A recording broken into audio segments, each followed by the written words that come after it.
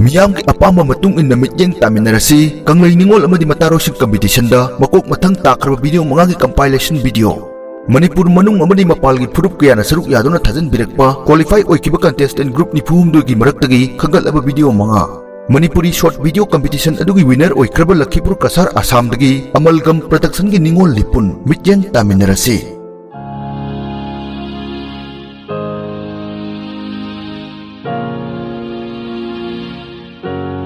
Bi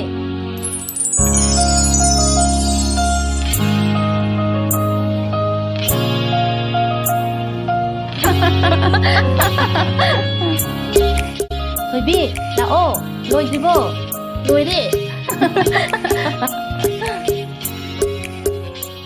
Liêm Bi, lên bớt xí vô. Liêm Bi.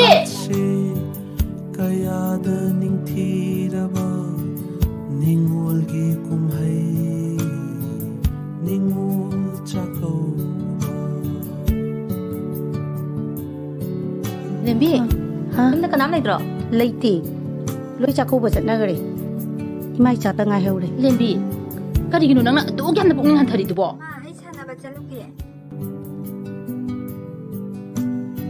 Cha nupi se, matik cha ba mi ma oina ba sembisi. Hojik di ne, nupa nupi kai mata khena ba leitra bani. Ikoi mayam su lai sidi. Kai nu Liêm Bi, ai khoi di thainai gi momo no monta nokse bi Liêm Bi du ne hena pamjai ye. Ikoi ahum di yum pan khaba matong da su. Awa nungai kudingmak saru yaminani hai kridudi.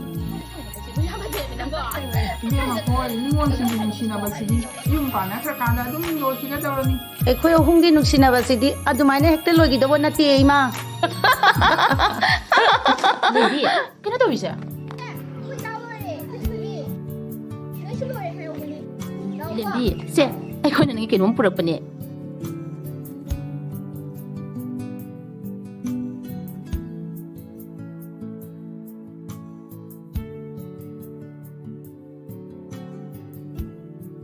Liêm Bi. Liêm Bi. Liêm Bi.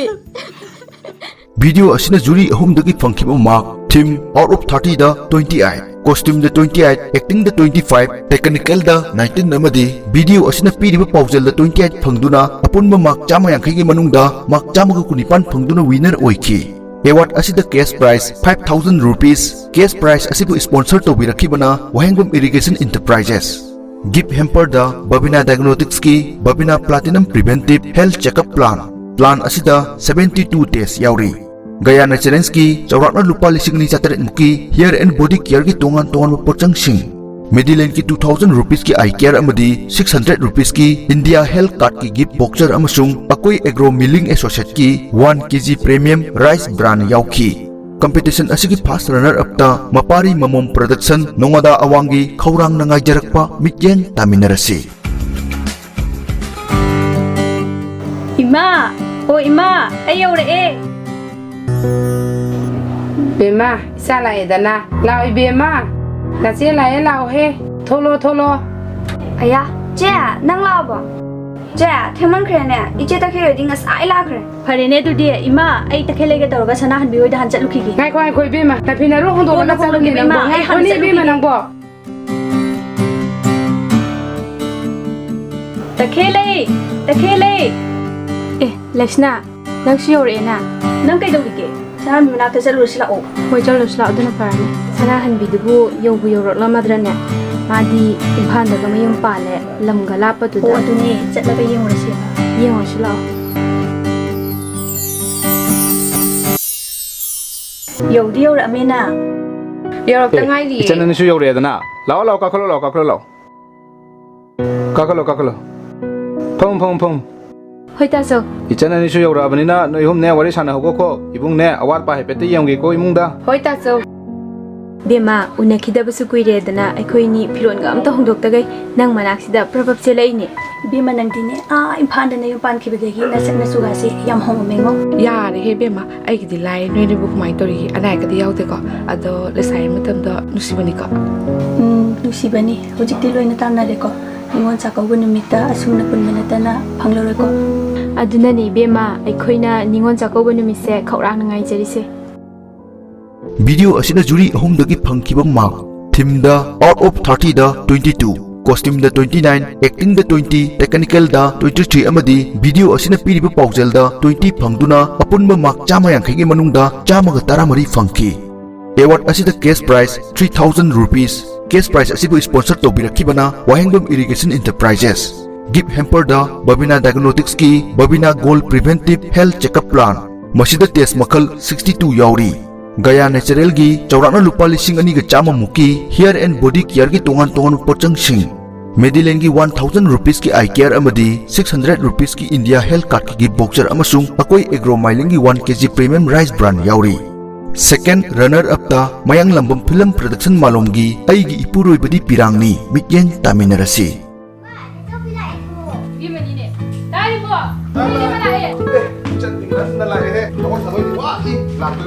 Madi masagi ni kaya naman sa.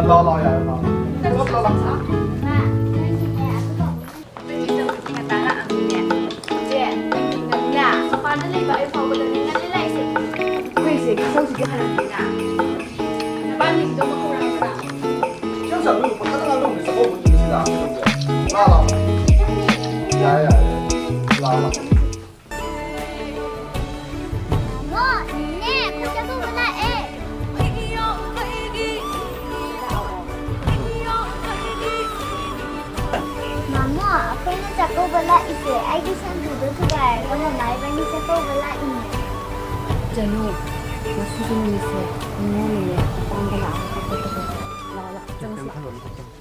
Janu lain ni. Memang lama. Lama. Ya.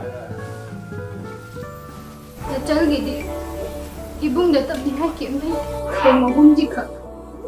Anda kini mau cakap bagi. Ibung itu chal gidi. Jangan purpose siam je. Si mungkin macam apa ibung tadi. Janu, kau nak tahu ni?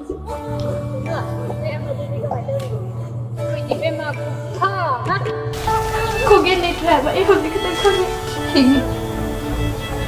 Ini pun doi badi. Ini ni. Mana ibu? Mereka ikut saya dari dia.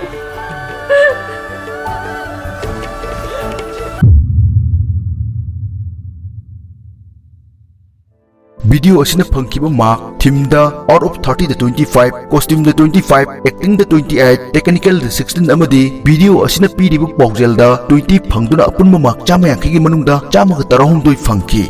Award asida cash prize 2000 rupees. Babina Diagnostics ki Babina Silver Preventive Health Checkup Plan. Masida test makal nipuni thoi yauri. Gaya Natural gi chaurakna lupa lising mag chamapon muki hair and body care gi tongan pochang sing. Medillion ki 500 rupees ki eye care amadi 600 rupees ki India Health Card ki voucher amasung akoi agro milingi 1 kg premium rice bran yauri. Third runner up ta RK Nomita Film Production ningthau kongi imana soidana pugani mityeng taminarasi. Aidi hayeng boy de chakau chatoi ne gi chaloi draw. Ko papa la e.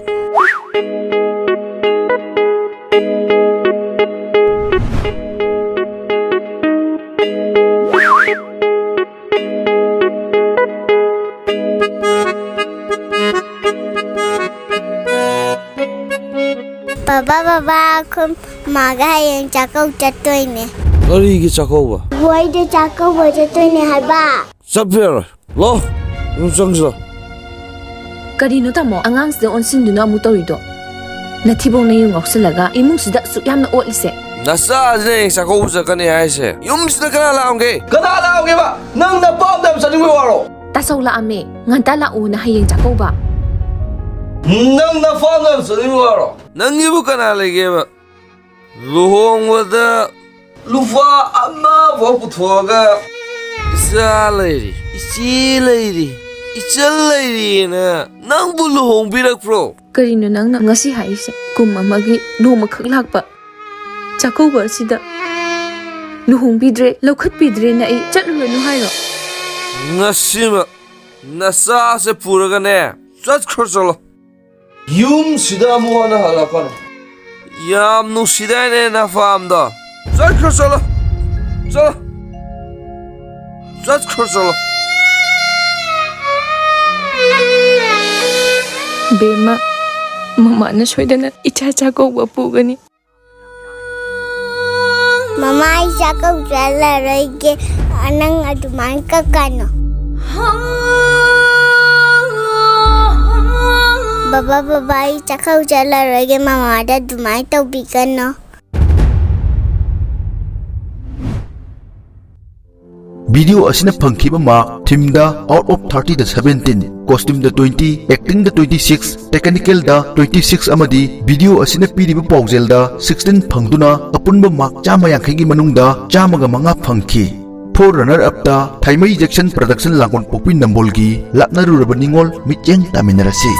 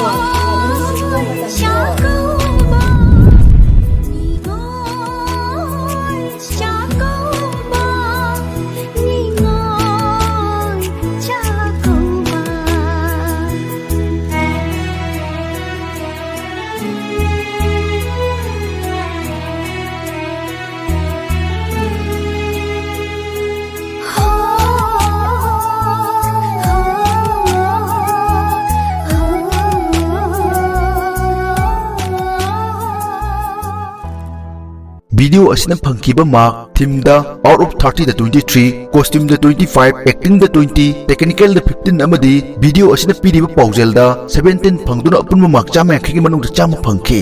Third, for runner up amadi special award chingda Wahengbam Irrigation Enterprises na sponsor tawbiba 1000 rupees ki cash pricing, 45 days makalu yauba Babina female basic preventive health checkup plan sing, Gaya natural ki chawrak na lupa lising maga chahum muki hair and body care product sing, Medilane gi 500 rupees ki eye care ki gift boxer amadi akoi agro milling gi 1 kg premium rice brand yauri. First jury da RK production, second jury da miyamna thoidok hendok na sakhang naraba James Haikuzam amadi, third jury da lamdam chigi tanglaba theater gi oja Khoisnam Ranbir na oibi ki. Sponsor singi marakta Wahengbam Irrigation Enterprises miyamna su hena khangbiriba Wafa amadi Ima Academy gi founder oja Wahengbam Jadumani gini. Miyamna toina hangbirakba wahang ama hairagadi Wafa da icha inausing yahonjage natraga Ima Academy da icha inausing tamhanjage lamdi lapi karamna pau phaunagani hangbirakba singi nungaiba pau ama tamjage. Ahanbada miyamna takpirakpadagi Ima Foundation gi boarding inau na hangle.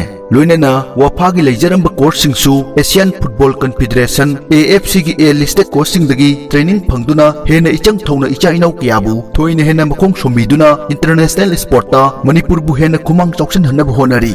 Boarding amadi hiram sida hena kupamarol khangbining basingna 9910 628 825 ta call tawbirakpa yagani. Amuksu isagi amadi nuksijaba kayabu cancer gumba sathiba laina kiyadagi kanbining ba kiyagi damag mapung phana organic amadi iramdang gi laihau kiyagi pothok kaya tana saba hair and body care product kya khutna semduna puthok liba gaya natural na gas amadi RK production family na sinjaba chamlaba award ceremony gi thoram asida yauba lapiba miyoi singda gaya natural gi handmade production khudol tambiki. Gaya haibadi Greek marolda malem laima haibani. Hena fajari badi laihau sidagi hauba Gaya natural na matam pumnamakta malem laima busu ikai khumnai. Gaya natural ki pothok pumnamak eco friendly amadi cancer free oi. Amuksu adom na Gaya natural ki product seasonable loiraba matung hangwa patra du Gaya natural da hanjan birabadi anauba product laiba matamda ahenba discount kaya su phangbigadoribani. Gaya product ki maramda akupa marol khangbining basingna office hour da 8787 803 924 da pau phaubi ba yagani.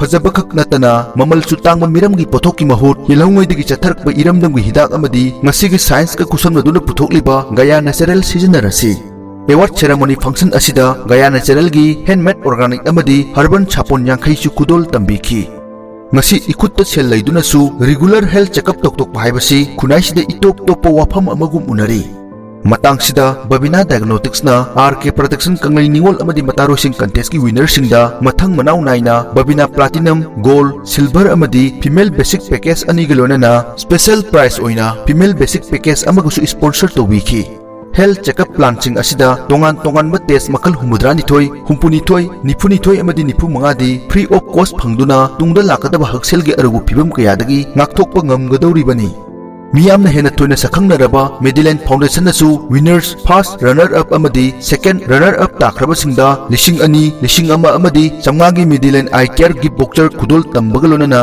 India health card amamam khudol tambiki हाइरिबा health card असी अखोई खुदिंगमकनसु सुपनदगी लुपा 400 कक्थीदुना पाइबा याय card असी की कानाबना अना lying संग मापन टेस्ट तोफम 13 मिट लायंग फम 10 साफम थकफम कुनगमरी जिम मरी ब्यूटी सैलून निपान अमदी डेंटल क्लिनिक कातुकी सर्विस सिजनबा मतमदा सादा 10 दगी हौरगा 50 फाउबा डिस्काउंट फंगदोरिबनी इरमदमगी फौ तकनिंगबा मखल खुदिंगमकी चेंग लैनिंगबा सिंगिदमक अकोई एग्रो मिलिंग लेजरे नुंग फौ अमदी अतोप मखल अमतकी अयान पोट याउदबा हेवी क्वालिटी मिचिन सिजनरिबा अकोई माटना मियामदा केजी 10 कुनगमंगा अमदी यांखैगी चेंग बैग फंगल्ली युमथोंग फाउबा थिलन बिरकपा पांबसिंगना 7085184590 दा पौ फौबिरकपा यागनी RK Protection Family ने सिंजबा एवार्ड सेरेमनी नुमित असिगी ओइना विनर्स अमदी मफमदुदा प्रेजेंट ओइकिबा मियोय पुमनमक्ता अकोई एग्रोना इरमदंगी प्रीमियम क्वालिटी की चेंग केजी अममम खुदोल तंबीखी एवार्ड सेरेमनी असिगी refreshment Thangjam agro industry private limited की लिगलान स्पॉन्सर तौबीखी थौरम पांगथोखिबा प्रेस क्लब हॉल नंबर 1 बु स्पॉन्सर तौबीखिबना हिंगमिनसी अखोय हाइरिबा ग्रुप असी कोंथौजम केंद्रदा बेस तौबा सोशियो पॉलिटिकल हिरम सिंगदा लेप्तना चक्सिलकलिबा वाखलोन मानबा मियोय सिंगी टीमनी नुमित असिगी मित्येंगफम अमदी फोटो बुट ओइकिबा ब्रांड बोर्ड फ्रेम बु स्पॉन्सर तौबिरखिबना DS इंटरप्राइजेस नि मणिपुर मनुंग quality lab print out अमदी अहोंग ममलदा hoarding advertisement तौबिनिंग सिंगना 8787575366 दा पाउ फौबिबा यागनी हेना नुंगाइबा पाउ अमना मणिपुर प्रेस क्लब ना मखा ताना ब्रांड बोर्ड की फ्रेम असिबु सिजनबा यानबा DS इंटरप्राइजेस की प्रोप्राइटर यंकोकबम अंजना ना मणिपुर प्रेस क्लब ता फ्रेम असि डोनेट तौखरे all Manipur working journalist union MJU की प्रेसिडेंट ओजा समजाइना खुदोल असि तरामना ओखी अवार्डिंग सेरेमनी असिदा health minister doctor Sapam Ranjan अथोइब मिथुंगलेन RK प्रोटेक्शन फैमिली की प्रेसिडेंट कविता हिजम थोरम मपू अमदी मरुइब मिथुंगलेन की पुंफम लांगदा वांखै केंद्र की ऑनरेबल MLA थांगजम अरुण कुमार खेत्रीगांव केंद्र की honourable MLA Sheikh Nurul Hassan Imphal west की ऑनरेबल उप अध्यक्ष लाइसरम बोबी वाहेंगबम इरिगेशन इंटरप्राइजेस की प्रोप्राइटर वाहेंगबम जादुमनी अमदी मेडिलाइन फाउंडेशन की managing director doctor Moirangthem Pibarel मितेइना फंपाकी लेटिंग ओइबिखी पांगथोक सखिबा अवार्डिंग सेरेमनी अदुदा honourable minister doctor Sapam Ranjan लुपा 10,5 ऑनरेबल MLA थांगजम अरुण कुमार लुपा 10,000 ऑनरेबल MLA शेख नुरुन हसन लुपा 10,000 ऑनरेबल उप अध्यक्ष लाइसम बोबीना लुपा 2,000 अमदी श्रीमती लाइसम ओंबी सनाहनबीना लुपा 1,000 की सेंफम मतेंग पांगबिरखी थौरमसिदा मणिपुर खक नतना आसाम की मियोय सिंगसु सरुक यामिनखी तोंगान फुरुप कयागी रिप्रेजेंटेशन लेखिबनसु हेना थोइना मपुंग फाबा थौरम अमा ओइखी ngasi gi akhana ba pawdam khol matang asida tension jari pumna makpu thagat jari